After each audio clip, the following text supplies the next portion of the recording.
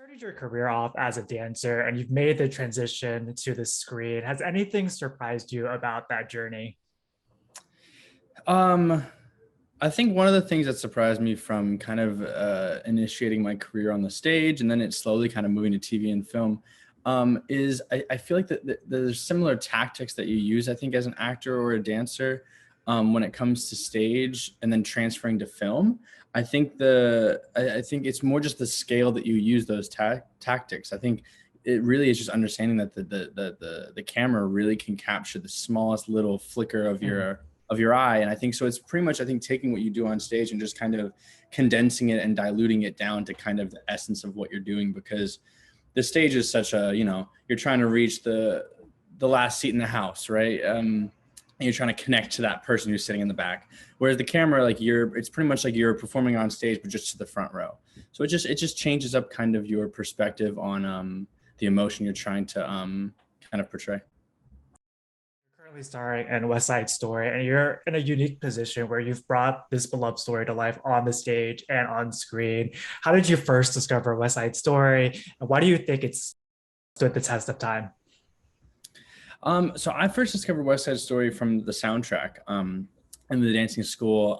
It was in a musical theater class when I believe it was the Jet song that came on, and it kind of just sparked my curiosity, and then just cut to me listening to the album over and over again in my basement on my dad's like kind of sound system he had, and as well as just in my room on, remember those little cassette CD recorders with the headphones. I would sit in my bed and just listen to that all day. So that's kind of where I found it from the soundtrack, and then once I was old enough, I was allowed to watch the movie, and then coming to kind of the material. I feel like I actually didn't want to watch the movie for the Broadway show and for the movie. I initially did a dance lab for the Broadway show, and then in the middle of one of those dance labs is when I booked the movie. How it kind of was going to in turn happen was I was going to do the movie prior to doing Broadway, even though I kind of had already done a little bit of the Broadway show. And in both I do separate characters. In the Broadway show I was Arab, and the movie I played Diesel. So coming to the material for for different characters was kind of a different journey. I think I tried not to use actually too much of what I learned from each character. I tried to kind of come at them in their own right. But I think the essence of kind of what the story is all about is love kind of crosses all boundaries, like political boundaries, race, like any sort of tension that happens in life. Really love is what overpasses that. And I think that's why this show really stands the test of time, because it is just an overflowing, the whole story. I don't know. I feel like a lot of people don't know the whole story of West Side Story takes place over the course of 2 days. So it's kind of to think about the journey of the whole story and what happens and how from where it starts to where it ends is it's remarkable to think that it only happens in 2 days. But it's kind of this like big clash of just tension and differences in this kind of spark of love that kind of overcomes. And I think that's why people can't get enough of it, and it's just being remade and redone and retold. And I think there's a lot of musical theater or just stories out there that are that can't really go to sleep. They always have to come back up, and that's what we're seeing right now. We're seeing a lot of movie musicals being redone or remade, and it's a beautiful thing. The messages are all so strong. Like you were saying, you played two different characters on the stage and the screen. Is there one that you connected more with? Was one more challenging to bring to life? I connected to both of them in kind of my own way. I feel like it was a little bit more like me for Diesel for the movie.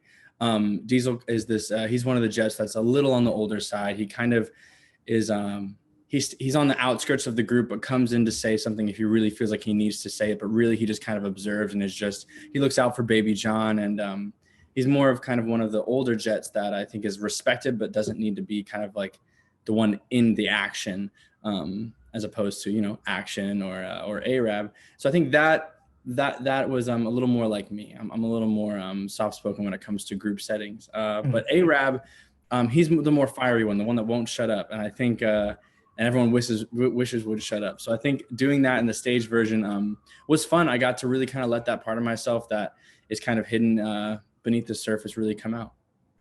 Yeah, and you shared this beautiful post on Instagram thanking your mom. What has it meant to you to share this moment with her, your friends, and your family? Oh, to share this moment with my mom and as well as my family, it's been a dream. It's been incredible. I think my mom is the reason kind of I think why I am on this path. I grew up in her performing arts studio with my brothers. I saw both my brothers do it, and I just kind of it was a way of life. It was my daycare center, and any chance I got, I was watching acting class or jumping into dance classes when I was too young to do so, and as well as vocal classes or piano classes. And so to really kind of have her be along the journey of me kind of finding my love and passion for this craft and this business, to have it come to this point. I think back to when I got the call when I booked West Side, the movie, and anytime I book something, I always call my mom first. And so to share that moment, and then to share the moment, getting ready and going to the premiere, Mm, as well as shooting the film, it's just special. It just shows that all the hard work and because everyone sees the Instagram post and everyone and it's yeah. love and it's all, but you don't see the struggle and all the things that you have to cancel on people. You have to disappoint people, or yourself, and it's really a struggle to keep alive this performing arts career. But the good outweighs the bad all the time, and it creates who you are, and that's where you bring to roles. And so it's difficult. So to be able to share that moment with my mom, especially with this, when the whole world is going to see this movie, which it took me a couple times. I think it was like the third time I saw West Side. We had done the New York premiere, we did the LA premiere, and then I came back, and me and a few members of the cast rented out a theater just for our Oh, families to cool. come see. And I think that was the moment where I was like, right, yeah, the whole world is about to see this movie, and or we're in the process of seeing it. And it was very special to kind of sit there next to my mom and have that experience. So yeah, it's been amazing.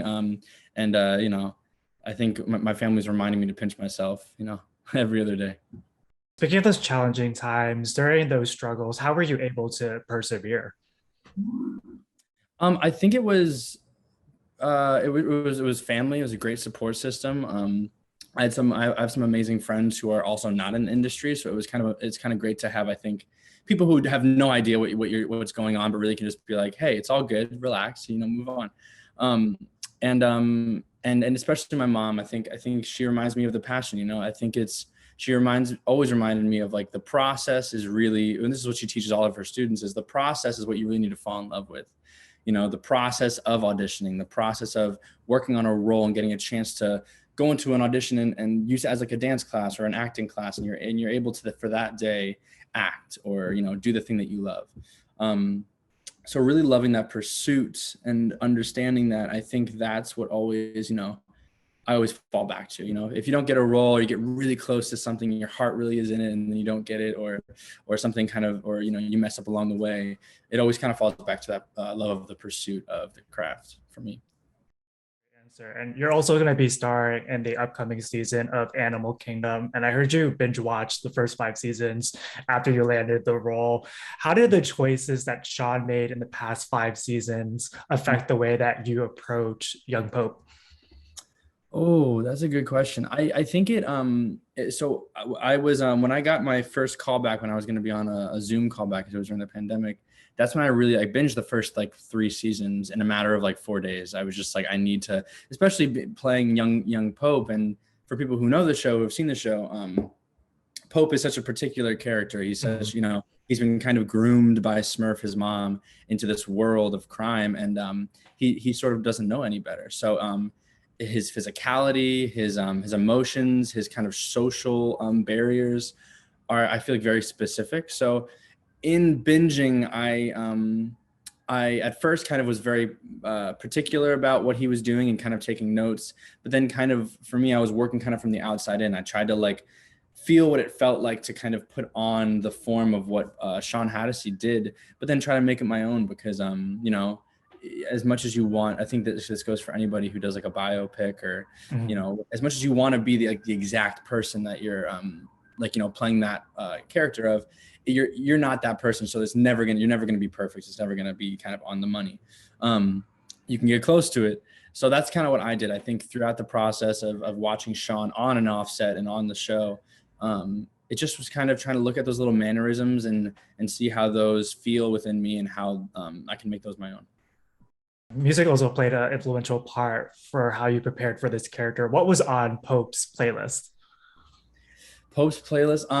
So for me, I had a we were based in the 90s. And 92 specifically. So what I did was I was talking to a couple of the showrunner, and we were talking about young Pope and like what kind of music he would be listening to. And I felt like it was music that would either drown out the voices in his head, Mm. like, you know, in a more of kind of like a, let's say like a screamo or hard rock punk, like skater kind of vibe, or it was going to be kind of the complete opposite, classical. So I had like, I had punk rock music. And then I also had like, you know, a Chopin nocturne, like that I was like, you know, there was a, the Chopin Nocturne number 9 was the one that I really kind of loved to listen to prior to. So it kind of was, yeah, it was kind of was both. It was kind of this like polar opposite of like really intense music to then really, really calm, light music. And I used that started for me at the first callback for that Zoom after I had watched like the 3 seasons, to kind of get me into the zone for the audition. I was starting to play music. Do you feel any pressure heading into this project, just given how beloved this franchise is? You're joining a cast that has 5 seasons under their belt, and it's also the final season. Yeah, it was there was a lot of there was a lot of pressure going into it, but I think as soon as because I was in New York at the time, as soon as I arrived in LA, the whole show just really opened their arms to us. It was me, Jasper Polish, and Darren Mann who played the younger versions who were going to be in the flashback. Yeah. So mainly it was kind of nice to come in with both of them because they're both incredible actors and people, and we kind of all like buddied up and really kind of were enjoying this experience of coming into the final show, the final season of this show. But yeah, the cast and the crew, they were like, it was like a well-oiled machine. They all knew, like, having been in usually shows over 5 seasons, the crew changes, things move, but this crew actually stayed the same for the majority of throughout those seasons. So it created a very family sense, and I think they were excited to kind of see the younger versions of their main characters Yeah. played out for the first time. So I think all our set days were exciting because the crew didn't know what the scenes were and how the characters were going to be developed, and so we kind of all were in this place of discovering it. And yeah, we had such a blast. The crew is amazing. John Wells, hats off to him. He really creates an amazing atmosphere on set. And yeah, we had a blast. I think people are going to be very, I think, shocked, excited, and wowed at what we do. We don't know too much about young Pope's storyline in season 6, but we do know we're going to see you interacting with his twin sister and his best friend. And like you were just saying, how did you, Jasper and Darren, approach that dynamic? And how did you build that bond in the midst of a pandemic? Yeah, so we because I mean we were on set a lot together. So anytime we were able to kind of have some off time, if we went to for a walk, went to the crafty table to get dinner, we always just tried to just spend as much time with each other as we could. As well as it was me and Darren were just kind of coming into LA, and we had lived here before, but Jasper really kind of took us under her wing to just kind of we just hung out. We would go on walks, we went on hikes, things that were outside and like that we could social distance. And really that was kind of it. I think that's what happens when it's kind of an immediate family that you have to kind of create this bond with. And luckily we had such a great chemistry on screen, like, and instantly. Because the first day that I met Darren and Jasper was on set, we didn't get to meet prior to. So it was kind of from then on, like during set time, and then also on our weekends, we would just try to, do some activities here and there. Because when you're on set for about 12 hours a day. So you get to know people pretty quick. Yeah, and Pope is an intense and complex character, and we know you can't give too many specifics, but we imagine there's going to be a lot of emotionally driven scenes involving that character. As an actor, how did you prepare for those moments, and then what's that kind of decompress like afterwards? Yeah, it's for me, preparing for those emotional moments is something that it takes. Luckily, when you do have 12 hours a day, and it is hard to stay in it, But for me, it's kind of right when I wake up, I kind of have a routine that I do that kind of warms me up into the scene. And then it's really music that keeps me going throughout the day. I have headphones in, so in between scenes, when we're just kind of sitting and there's always people talking or coming to check your wardrobe or your makeup, it can kind of take you out of your mindset. So on the more emotional days, music was a big help. And and and then the come down, or like, after the warming down, really for me is as I grew up in Jersey, kind of in like the suburbs, farm country, so I love to drive. So for me, I would just go on like a longer drive to get home, listen to some music that's different from the music that is attached to the character.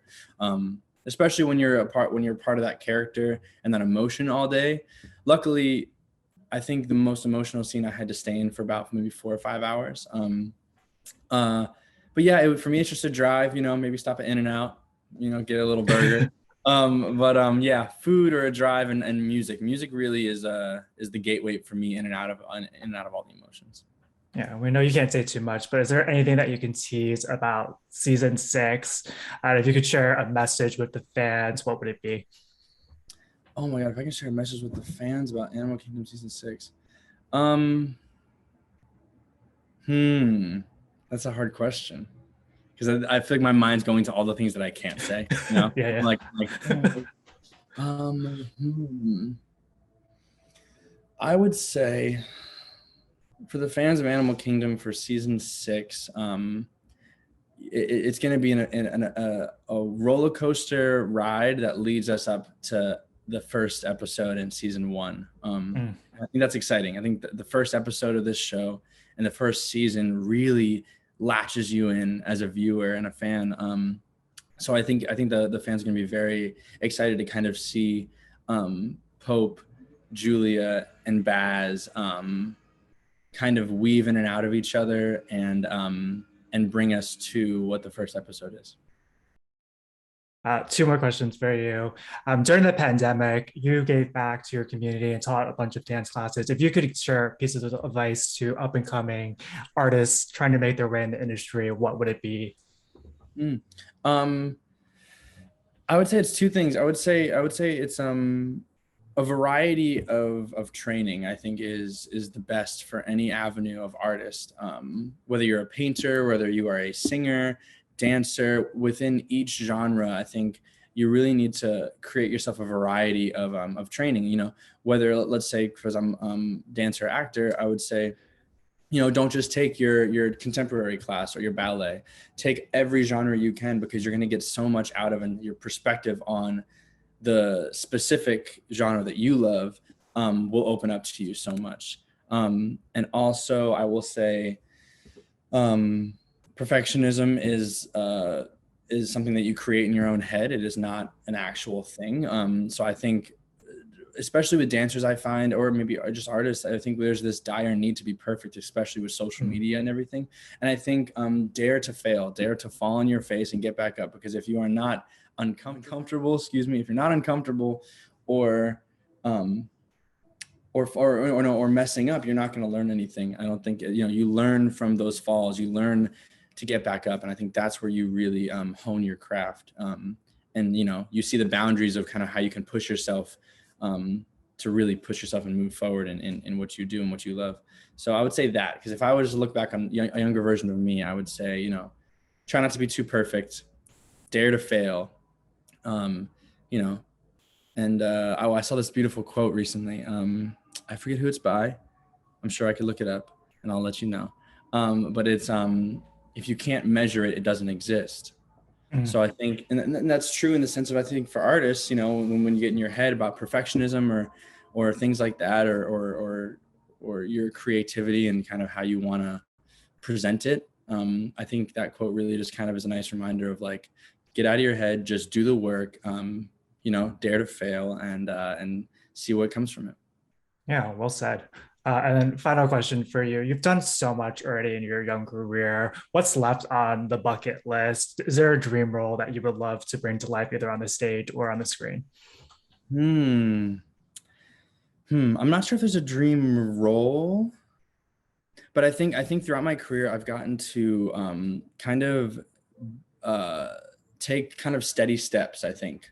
up and into my career, and kind of I feel myself kind of slowly becoming more of a leader on a set, or in a dance, or in like in a studio. And I think I've especially in recent years, I've witnessed amazing leaders. I mean, Steven Spielberg. I mean, on that set, just in general, there were so many great people who were leading and driving this creative energy. Mike Feist being one of them. Like, hats off to him. He really, not just with the Jets, but with the whole cast, I think he really created this sense of work ethic and passion and drive that was kind of reflected in all of us. So I think my dream is to, I think, one day be kind of that for a set. I would love to be, Mm. you know, on the top of a call sheet that really helps curate the creative energy in the room or the space. I think that's something that I would love to, I think I've learned over the years, and I think I would love to hold that staff.